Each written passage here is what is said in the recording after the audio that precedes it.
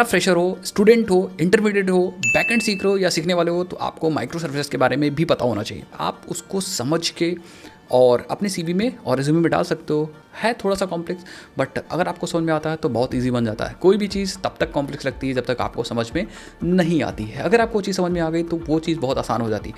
इस वीडियो के अंदर हम लोग बात करेंगे माइक्रो सर्विस के बारे में। एग्जाम्पल के साथ समझाऊंगा माइक्रो सर्विसेज क्या होता है।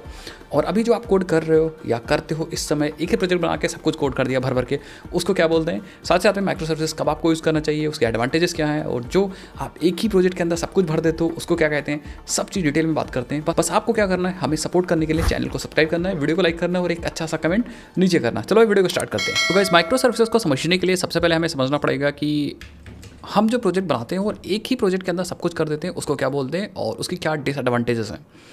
तो जैसे फॉर एग्जांपल आपको एक बनाना है क्विज एप्लीकेशन। अब उस क्विज एप्लीकेशन के अंदर आप एक प्रोजेक्ट बना लेते हो एंड ये प्रोजेक्ट रहा आपका, एंड इसी प्रोजेक्ट के अंदर सब कुछ भर देते हो। जैसे मैं आपको दिखाता हूँ। अब सब कुछ भरने का मतलब, क्योंकि जो आपका एक सिंगल प्रोजेक्ट होता है वो मल्टीपल मॉड्यूल से मिल के बनता है। जैसे मान लो आपने एक क्विज ऐप बनाया। अब इस क्विज ऐप के अंदर सिर्फ एक चीज़ तो होगी नहीं, बहुत सारी चीज़ होंगी। जैसे मैं दिखाता हूँ आपको, आपके पास यहाँ पे होगा यूज़र मॉड्यूल या ऑथ मॉड्यूल, जिसमें यूज़र लॉगिन कर सकता है, यूज़र रजिस्टर कर सकता है। तो ऑथेंटिकेशन से रिलेटेड मॉड्यूल होगा। देन हमारे पास यहाँ पे क्विज मॉड्यूल होगा। देन हमारे पास यहाँ पे क्वेश्चंस को मैनेज करने के लिए क्वेश्चंस मॉड्यूल हो सकता है। देन हमारे पास एनालिटिक्स मॉड्यूल होगा, एनालिटिक्स मॉड्यूल हो सकता है। ऐसे करके मल्टीपल मॉड्यूल्स हमारे पास हो सकते हैं एक प्रोजेक्ट के अंदर। तो हम लोग क्या करते हैं, बस हम लोगों ने प्रोजेक्ट बनाया और कोड करना स्टार्ट किया और सब कुछ एक प्रोजेक्ट के अंदर भर भर के डाल दिया।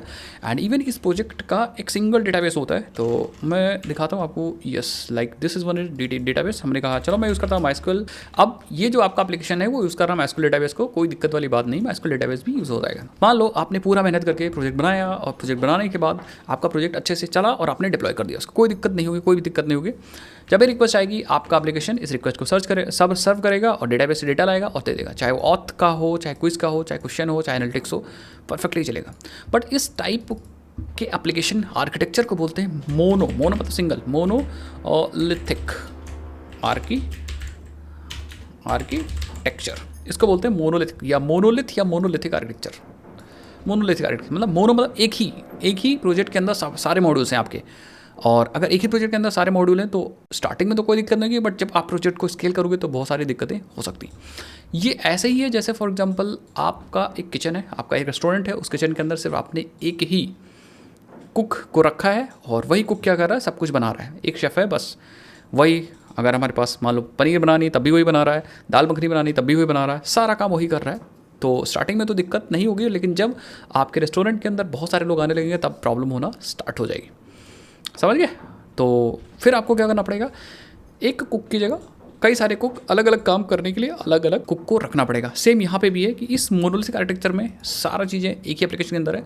सो जब इसमें प्रॉब्लम आएंगी, प्रॉब्लम बहुत सारे चीज़ों से रिलेटेड आ सकती है, स्केलेबिलिटी से रिलेटेड आ सकती है, प्रोजेक्ट मैनेजमेंट से रिलेटेड आ सकती है, सिंगल पॉइंट ऑफ फेलियर से भी आ सकती है। जैसे फॉर एग्जाम्पल हमारा ऑथ, सपोज़ किसी वजह से ऑथ डाउन हो गया। अब अगर ऑथ डाउन है, ऑथ की वजह से कोई एरर आई तो हमारा पूरा प्रोजेक्ट डाउन हो जाएगा।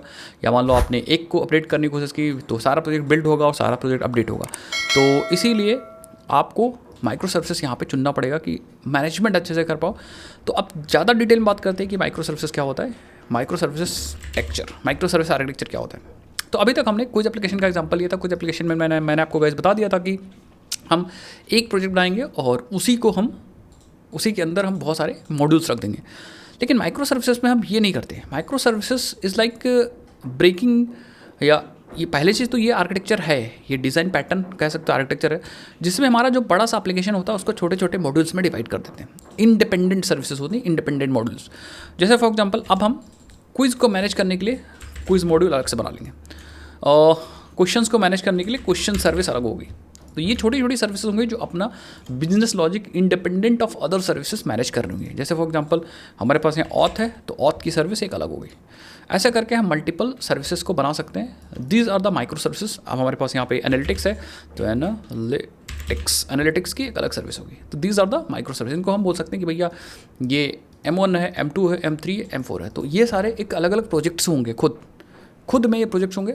और सबसे इंटरेस्टिंग बात है कि ये खुद डेटाबेस मैनेज कर रहे होंगे, अपना खुद का डेटाबेस होगा, ठीक है। तो जैसे फॉर एग्जांपल अगर आप डेटाबेस यूज़ करना भी चाह रहे हो तो आप क्या कर सकते हो, यहाँ पे इसका दूसरा डेटाबेस होगा, इसका दूसरा डेटाबेस होगा खुद का, इसका दूसरा डेटाबेस होगा, इसका दूसरा डेटाबेस होगा। दैट मीन्स ये हो सकता है MySQL यूज़ कर रहा हो, कोई दिक्कत वाली बात नहीं। ये हो सकता है कि MongoDB यूज़ कर रहा हो, MongoDB यूज़ कर रहा हो, यस। एंड ये हो सकता है कि यूज़ कर रहा हो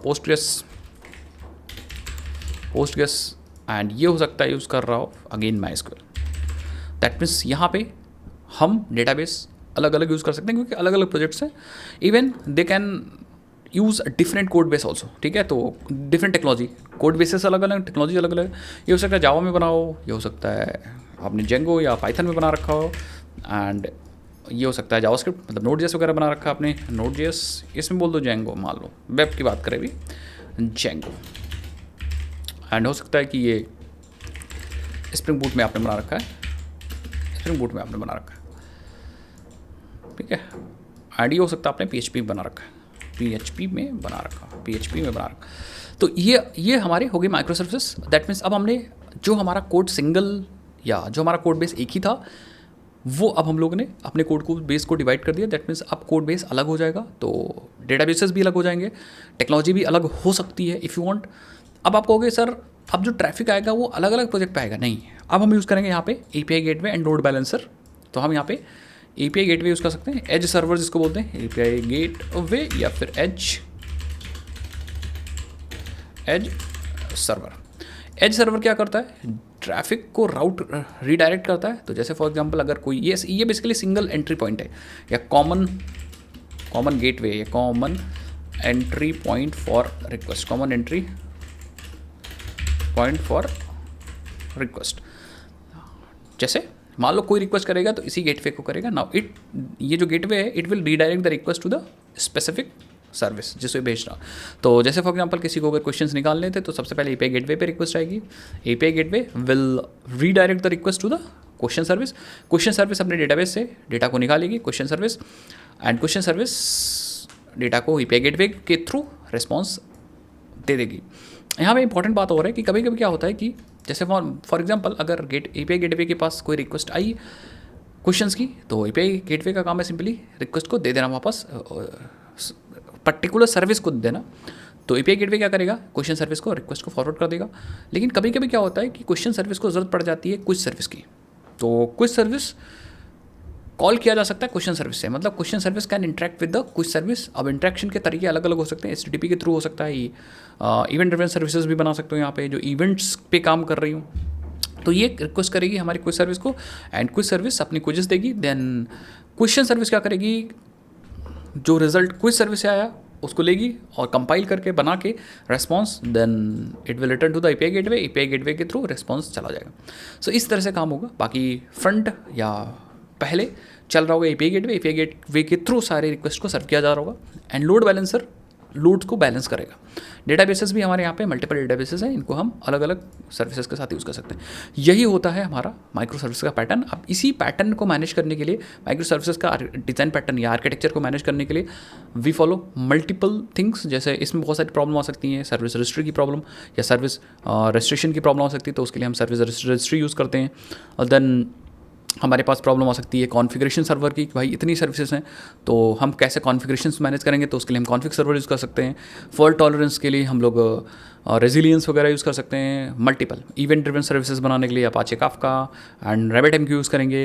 एंड देन हम बहुत सारी चीज़ें यूज़ कर सकते हैं, जैसे डिस्ट्रीब्यूटेड लॉगिंग के लिए अलग टेक्नोलॉजी यूज़ होगी, इसको डिप्लॉयमेंट करने के लिए, मैनेज करने के लिए, क्योंकि यहाँ पे सर्विसेज भी एक सिंगल माइक्रो सर्विस के भी मल्टीपल कॉपी इंस्टेंसेस हो सकते हैं। तो इसको मैनेज करने के लिए वी विल फॉलो क्योंकि सब चीज़ ऑटोमेट करना पड़ेगा, तो ऑटोमेट करने के लिए we will use Docker for the containerisation and then deploy to the Kubernetes cluster, so that ये ऑटो स्केलिंग और डाउन स्केलिंग मैनेज हो सके, आपको कुछ करने की ज़रूरत वहाँ पे ना पड़े। तो ये सारा कॉन्सेप्ट एटलीस्ट आपको, अगर फ्रेशर हो तो एटलीस्ट आपको सब चीज़ डिटेल में नहीं पता हो चाहिए, बट इंट्रोडक्शंस पता होनी चाहिए, और आप अपने CV में मेंशन कर सकते हो apart from the back and. तो वो चीज़ आप बेसिकली मैनेज करके अपने CV में डाल सकते हो, तो आपकी जो CV है, रिज्यूमे, थोड़ा अच्छा बन जाएगा। और इस पर अगर छोटा मोटा प्रोजेक्ट बना लोगे तब तो भाई तगड़ा, माशाल्लाह। तो इस तरह से अच्छा, आप कहोगे सर कुछ और एडवांटेजेस बता सकते हो कि क्यों हम माइक्रो सर्विसेज यूज़ करें, तो बहुत सारी एडवांटेजेस हो सकती हैं। एक तो scalability, micro services can scale, micro services architecture follow करते हो तो स्केल कर सकती है, क्योंकि अलग अलग सर्विसेज हैं तो अलग अलग इंस्टेंसेस हम मैनेज कर सकते हैं सर्विसेज का। और इंस्टेंसेस मतलब आप अपने हिसाब से उन इंस्टेंसेस को सिर्फ मान लो ऑर्डर या मान लो कुछ सर्विस पे सिर्फ रिक्वेस्ट रिस्पॉन्स जा रहा है, बहुत ज़्यादा ट्रैफिक बढ़ गया तो इसके इंस्टेंसेस को हम बढ़ा देंगे, तो दीज कैन बी स्केल्ड। काफ़ी पावरफुल है ये, ठीक है। यस, डेवलपमेंट फास्टर हो जाता है इनका, दैट मीन्स कि बहुत सारे लोग अलग अलग टीम अलग अलग प्रोजेक्ट्स पे काम कर रही होती है, अलग माइक्रो सर्विस पे काम कर रही होती है, तो कॉम्प्लेक्सिटी भी कम हो जाती है और डेवलपमेंट टाइम भी बढ़ जाता है, that faster development and deployment. Technology flexible है कि भैया मान लो माइक्रो सर्विस 1 में स्प्रिंग बोर्ड यूज़ करना है, जेंगो यूज़ करना है, दूसरे में तीसरे में नोड जेएस यूज़ करना है, तो आप फ्लेक्सिबिलिटी अपने हिसाब से बदल सकते हो, कोई दिक्कत वाली बात नहीं है। फॉल्ट टॉलरेंस भी इसमें आसान हो जाता है। इफ़ वन सर्विस क्रैशेस, अगर एक सर्विस मान लो कोई सर्विस यहाँ पे क्रैश कर गई ये, तो क्वेश्चन सर्विस तब भी चलेगी, बस कुछ सर्विस का डेटा नहीं आएगा, ठीक है, और उसको मैनेज कर सकते हो फॉल्ट टॉलरेंस सर्किट ब्रेकर वगैरह की हेल्प से। ईजियर मेंटेनेंस एंड अपडेट्स बहुत आसान है, जैसे मान लो क्वेश्चन सर्विस को अपडेट करना है तो सिर्फ क्वेश्चन सर्विस अपडेट हो जाएगी, बाकी अपनी नॉर्मली चलती रहेंगी। तो ये सारे एडवांटेजेस हैं। इसके कुछ डिसएडवांटेजेस हैं, जैसे for example complexity in management. भाई माइक्रो सर्विस अलग अलग हैं, सर्विस अलग अलग चाहिए, टीम्स चाहिए, तो मैनेजमेंट की कॉम्प्लेक्सिटी बढ़ जाएगी, बहुत सारे प्रोजेक्ट्स होंगे, तो आपको डेवऑप्स की टीम तगड़ी होनी चाहिए और प्रैक्टिस तगड़ी होनी चाहिए, नीड स्ट्रॉन्ग डेवऑप्स प्रैक्टिसेस, समझिए। उसके बाद कम्युनिकेशन ओवरहेड हो सकता है, क्योंकि मल्टीपल टीम्स होंगी, मल्टीपल प्रोजेक्ट्स होंगे, डेटा मैनेजमेंट के चैलेंजेस हो सकते हैं, डिप्लॉयमेंट ओवरहेड होगा, टेस्टिंग हार्डर होगी, बहुत सारे चैलेंजेस भी हो सकते हैं। तो मैंने बताया ना, मोनोलिथिक का एग्जांपल सिंपली वही है कि आपके रेस्टोरेंट के अंदर किचन में के अंदर एक ही कुक है, वही सब कुछ बना रहा है, मोनोलिथिक। माइक्रो सर्विसेज मतलब आपने डिफरेंट स्टेप्स को स्टेप ले आए और आप मल्टीपल चीज़ें मल्टीपल लोग बनाएंगे, अलग अलग के हिसाब से कर सकते हैं। इंपॉर्टेंट बात है कि आप कब और कौन सा यूज़ करोगे, ठीक है। सो अगर आप माइक्रो सर्विसेज प्लान कर रहे हो तो माइक्रो सर्विसेज जब आपका एप्लीकेशन एक लार्ज एप्लीकेशन हो और कॉम्प्लेक्स हो, ठीक है। So when to use micro services, जब आपका एप्लीकेशन लार्ज बड़ा एप्लीकेशन हो, that needs to be a scale and complex हो तो चलेगा, कोई दिक्कत वाली बात नहीं। आपको चाहिए स्केलेबिलिटी, तब आपको यूज़ करना है यहाँ पे माइक्रो सर्विसेज। आपको चाहिए इट्स लाइक एजिलिटी, रेजिलियंस।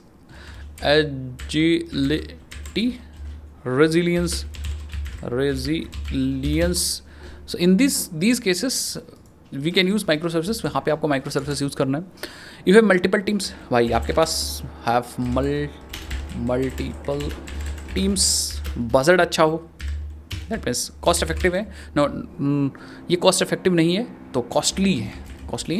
सो जब आपका प्रोजेक्ट ये सारी रिक्वायरमेंट्स को फॉलो कर रहा हो तब आप माइक्रो सर्विसेज यूज़ करो, कोई दिक्कत यूज़ करो, कोई दिक्कत वाली बात नहीं। इंपॉर्टेंट बात यहाँ पे कि टीम्स आपके पास अच्छी होनी चाहिए, कॉस्टली रिसोर्सेज चाहिए, क्योंकि इतने सारी सर्विसेज को डिप्लॉय करना, क्यूबरनेटिस वगैरह का क्लस्टर आप फायर अप करोगे तो काफ़ी ऑब्वियस बात, काफ़ी कॉस्टली होता है। मोनोलिथिक आपको तब यूज़ करना है, these are actually for micro services. Monolithic आपको तब यूज़ करना है जब आपका प्रोजेक्ट स्मॉल है, छोटा प्रोजेक्ट है, स्मॉल टू मीडियम। ऐसा नहीं कि आप को मन कर रहा है माइक्रो सर्विस यूज़ कर लिया, नहीं, ऐसा नहीं है। आपको मन कर रहा है, मन से कुछ नहीं होता, प्रोजेक्ट की रिक्वायरमेंट के हिसाब से आपको काम करना है। तो अगर आपका प्रोजेक्ट मोनोलिथिक है, मोनोलिथिक मीन्स स्मॉल है, मीडियम है, तो आप मोनोलिथिक यूज़ कर सकते हो। You don't have strong DevOps team, अगर आपके पास डेवऑप टीम अच्छी नहीं है, इन क्लाउड इंफ्रास्ट्रक्चर आपके पास नहीं है, तो आपको फिर माइक्रो सर्विसेज नहीं यूज़ करना इन दैट केस। आपको सिंपल चाहिए चीज़ें, simple and more important than scale. So in this case आप जा सकते हो अपने मोनोलिथिक आर्किटेक्चर पे, ठीक है, and don't have strong DevOps and DevOps और cloud infra. So in these cases हम यूज़ करेंगे अपना मोनोलिथ। तो इसका मतलब बिल्कुल उछल के ऐसा नहीं कि आप प्रोजेक्ट कोई बना रहे हो माइक्रो सर्विस बना दो, नहीं। जब प्रोजेक्ट की डिमांड जैसी होगी वैसे प्रोजेक्ट्स आप बनाओगे। बाकी आई थिंक आप समझ गए कि माइक्रो सर्विसेज एंड मोनोलिथिक में क्या डिफरेंस है डिटेल के अंदर। बाकी अगर आपको एकदम सीखना है, समझना है, तो आप हमारे कोर्सेज को ज्वाइन कर सकते हो। उसके अंदर पूरी डिटेल में हम लोग सारी चीज़ समझते हैं, इसमें जो ज़रूरत है। इवन प्रोजेक्ट्स भी हम लोग बनाते हैं, बैक एंड एंड साथ ही साथ माइक्रो सर्विसेज, और नए बैचेस भी आने वाले हैं। तो आप चैनल को सब्सक्राइब कर लीजिए सो दैट आपको नोटिफिकेशन मिल जाए। इंस्टाग्राम पे भी फॉलो कर सकते हो, टेलीग्राम पे भी जाके फॉलो कर सकते हो, वहाँ भी आपको इन्फॉर्मेशन मिल जाएगी। एंड इस तरह से इन्फॉर्मेशनल वीडियो के लिए आप कमेंट सेक्शन में बताओ भाई किसके बारे में बात करें हम लोग, एंड चीज़ें समझें, चलो भाई, मिलते हैं नेक्स्ट वीडियोज़ के अंदर, तब के लिए जय हिंद, जय भारत।